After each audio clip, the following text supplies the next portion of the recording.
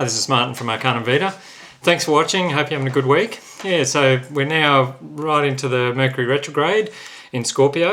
It's stationed on Tuesday last week, and quite a interesting time if you think of the energetics around it. I found it quite fascinating that Scorpio brings things to the surface of a sort of a clandestine or corrupt nature, and to do with money or dealings or resources and things like that, and of an intimate nature and all those sorts of things. So we sort of had this, you can see in the global politic this week, or in the local politic, in fact, all the scandals that came out this week about corruption and hidden affairs and all those types of things. So it really right on cue, right when the Mercury was stationing, a lot of this sort of deep depth kind of came to the surface to be aired and brought out into the open. And in many ways that's the Scorpio mercurial energy starting to culminate around things. But yeah, it'll be on for the next couple of weeks, and the interesting thing about it is that for a large part of the first part of the retrograde, Mercury is going to be forming an opposition with Uranus in Taurus. And so where Mercury rules the our logical mind, our movement, our communications and things like that, Uranus is kind of the change maker. And so it also, on a higher octave, it's the higher octave of Mercury. So there's a great emphasis from a physical level around our nervous system and around our mind and mental activity and that type of thing. And so this is sort of, over the next couple of weeks, this opposition will be fairly in orb or fairly active, and so you probably might notice a bit of a speeding up around things. Kind of things become a little bit more disjointed, a bit more chaotic, like hectic. A bit of a rush, go type of energy around things. So it'll be very hard to concentrate, possibly, or stick to timetables or schedules and that type of thing. But it's just good to be aware of that, and use as much time as you can to settle down and allow things to come to ground and just relax. Like allow a little bit more flow to come into life and not be so responsive to things. It can be quite a polarizing energy, like where it'll be us versus them, or things will be brought to our attention and in quite a reactive way. So it's just important to think, really look after your nervous system at the moment, and focus on getting some good rest, and try and not be too reactive around things, and just prioritize again, and sort of try and, where possible, stick to as much of a routine as you can, but still allow for things to go with the flow.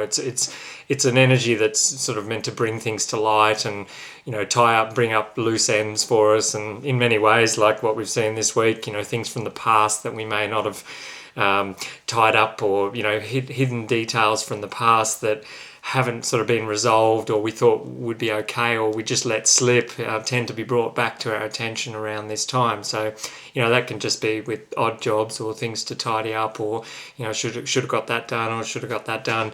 It's just bringing things to our attention to create a little bit of objectivity, so that we can see what needs to be done and then go about doing it. It's really just to provide a bit of a position of clarity, so we can get a better look at what's really going on.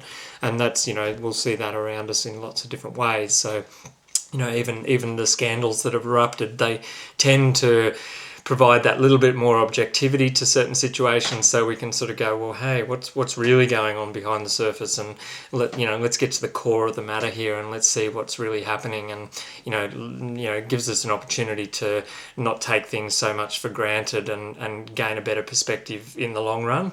So it's very on and off energy, Uranus. It's all go 1 minute, and then it can be quite not active or fairly slow. It's very alternating. So you could find yourself in a bit of flux over the next couple of weeks. So it's really, just to bear that in mind, and where possible, take it easy, have a plan, but go with the flow.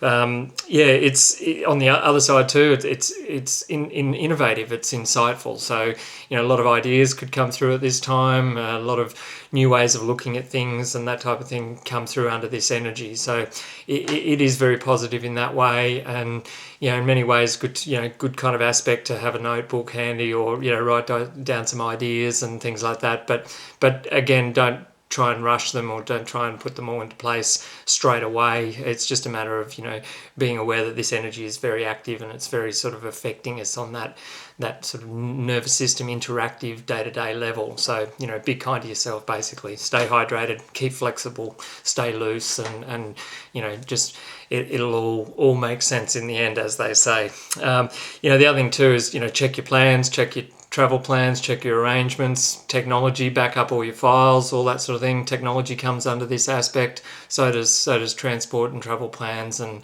arrangements and that type of thing. It's really not the kind of energy to make long-term arrangements or plans at this time, rather to have a look at them and I guess entertain the idea and speculate on the ideas, but really it's about perspective at this time, gaining a position of opposition or outside perspective to things, so we can have a better look at things, and rather than actually trying to lock down something very solid and binding. That time will come after this retrograde, but this retrograde's all about getting a new perspective around things. And the other thing too, good time to listen, good time to check your patience, be patient.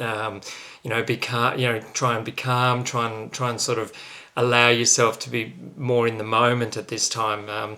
We could easily say or do things right now that are very reactive and spontaneous, and maybe come to regret them a little bit later on. So, really work on sort of listening and pausing and hearing what's happening before you respond is a good thing to do under this particular energy.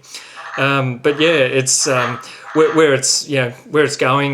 We're going to have this sort of shake and bake type energy, and then it's going to come up at the end of the retrograde into a Saturn square. So this is a really liberating sort of upheaval type energy, and then it'll come into more of a restricting, limiting energy. So on one hand, you might have chaotic circumstances leading to tighter controls, and then on the other hand, a greater sense to individuate and see ourselves as, creative individuals, and thereby start taking more responsibility and create a greater sense of autonomy on the other side of the spectrum. So, I think we'll see a lot of this type of energy playing out in the collective over the next couple of weeks, but it's quite a refreshing process at the end of the day if you allow it to give you the liberation and give you the perspective that may not have been available before, and then just sort of use that as a formation or a formative to break up old patterns and sort of